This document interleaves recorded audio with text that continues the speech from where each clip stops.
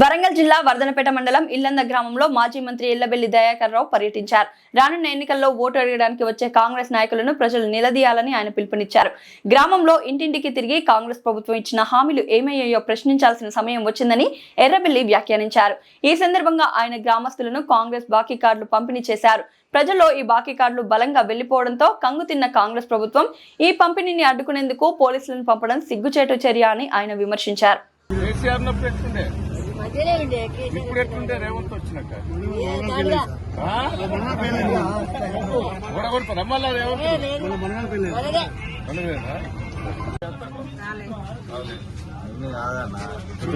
ఇచ్చిండా పిల్లలకు స్కూల్ ఇచ్చిండా ఎట్లా ఇదంతా ఇల్లందరూ ఇంకా స్టార్ట్ అయ్యేటప్పుడు ఫోన్ చేస్తాను.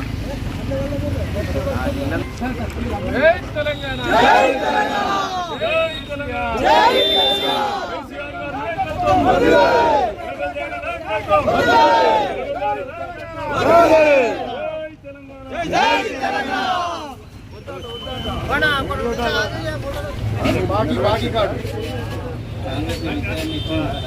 మహిళలకు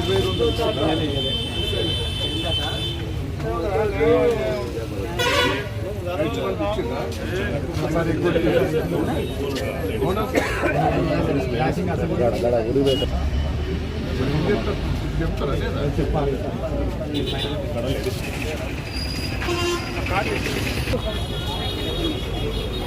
వచ్చిందా అత్తకు 4,000 పెన్షన్ వచ్చిందా?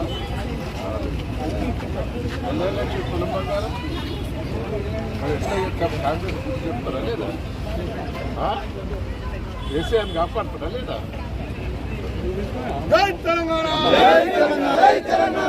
కేసీఆర్ నప్పుడు ఎట్లుండే ఇప్పుడు ఎట్లుండే రేవంత్ వచ్చినాక ఓడగొడతారా మళ్ళా రేవంత్?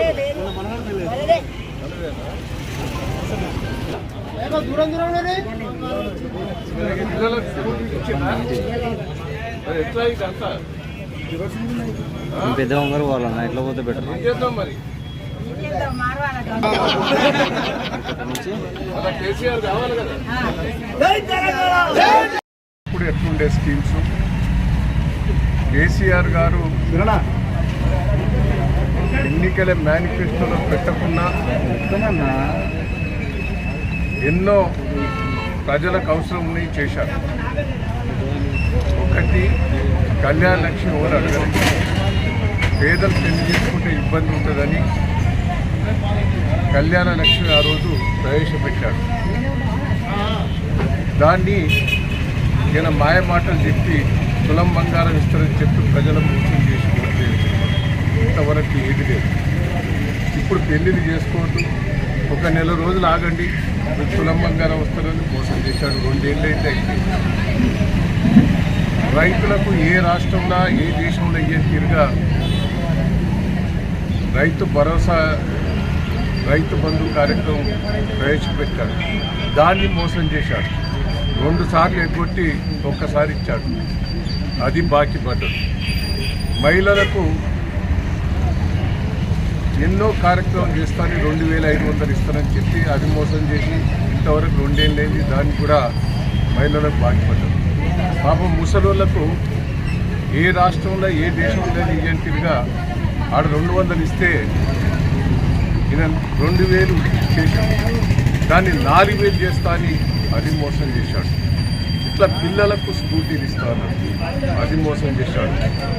ఇలా రైతు భరోసాని పెట్టి అది కూడా మోసం చేశాడు. రుణమాఫీ కూడా సగం అయింది, సగం కాలేదు. అన్ని తీర్ల ఒక్కొక్కరికి ఒక్కొక్క తీరుగా మోసం చేశాడు.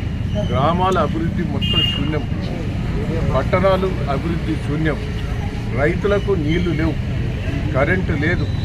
ఆ రోజు 24 గంటల కరెంటు ఇచ్చాడు. గతంలో కాంగ్రెస్ ప్రభుత్వంలో మోటార్లు స్టార్టర్లు కానీ బయట నుంచి కరెంటు కొనుక్కొచ్చి 24 గంటలు కరెంటు ఇచ్చి రైతులను ఆదుకున్నాడు. నీళ్లు ఇచ్చాడు. యూరియా 10 సంవత్సరాలలో టీఆర్ఎస్ ప్రభుత్వంలో ఒక్క రోజు కూడా ఇబ్బంది పడలేదు. గతంలో కాంగ్రెస్ ప్రభుత్వం యూరియా ఎట్లయితే ఇబ్బంది అయిందో మళ్ళీ అదే ఇబ్బంది వచ్చారు. ఇన్ని మోసం చేసి రేవంత్ రెడ్డి అధికారంకి వచ్చింది కాబట్టి నేను ప్రజలందరూ కూడా ఇంటింటికి పోయి మహిళలను అడిగితే ఒక్కొక్కరు కూడా రేవంత్ రెడ్డిని ఓడగొట్టాలి, మళ్ళా కేసీఆర్ గారిని మళ్ళీ ముఖ్యమంత్రి తీసుకురావాలని నేను ప్రజలందరికీ రిక్వెస్ట్ చేస్తున్నా. ఈ స్థానిక ఎన్నికల్లో కూడా బుద్ధి చెప్పాలి కాంగ్రెస్ పార్టీకి, రేవంత్ రెడ్డికి. ఒక్క సీటు కూడా రాష్ట్రంలో రావద్దు. అట్లా చిత్తుగా ఓడగొట్టినప్పుడే రేవంత్ రెడ్డికి బుద్ధి వస్తుంది. దయచేసి నేను ప్రజలందరినీ రిక్వెస్ట్ చేస్తున్నా, దీని మీద నిలబడి ఈ స్థానిక ఎన్నికలు అది కూడా మోసం చేస్తాడు. ఈసీ రిజర్వేషన్ అని అది మోసం చేసి సగం అది తెలుసు. అది కావాలని నానబెడతాడు. 2 ఏళ్ళు అవుతాను ఎన్నికలు, సర్పంచ్ ఎన్నికలు, ఎంపీటీసీ ఎన్నికలని మూలకు పెట్టి దాన్ని మోసం చేస్తారు. ఎన్ని మోసపూరిత మాటలతోటి ఇసుంటి మోసపూరిత ముఖ్యమంత్రి ఏ రాష్ట్రంలో లేడు, ఈ రాష్ట్రం ఉన్నాడు. అసుంటోనికి బుద్ధి చెప్పాలని నేను ప్రతి ఒక్కరికి ఈ సందర్భంగా నేను విజ్ఞప్తి